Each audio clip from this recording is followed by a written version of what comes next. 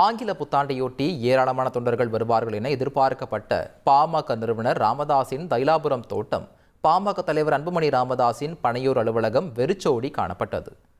பாமக மாநில இளைஞரணி தலைவர் நியமனத்தில் ராமதாஸ் மற்றும் அன்புமணி இடையே பொதுக்குழுவில் கருத்து வேறுபாடு வெளிப்பட்டது. இதனையடுத்து பனையூர் இல்லத்தில் காஞ்சிபுரம், செங்கல்பட்டு, திருவள்ளூர் உட்பட 9 மாவட்ட செயலாளர்கள், நிர்வாகிகளோடு அன்புமணி ஆலோசனை நடத்தினார். இதன் தொடர்ச்சியாக புத்தாண்டில் கட்சி நிர்வாகிகள், தொண்டர்களை பனையூர் அலுவலகத்தில் அன்புமணி ராமதாஸ் சந்திப்பார் என்றும் தகவல்கள் வெளியாகின.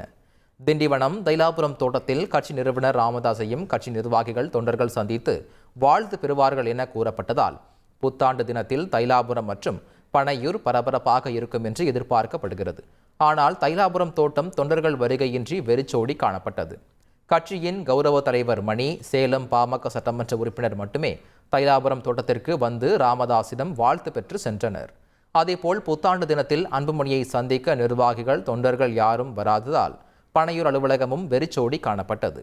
அன்புமணி ராமதாஸ் மனைவியோடு திருப்போரூர் முருகன் கோயிலில் சாமி தரிசனம் செய்தார்.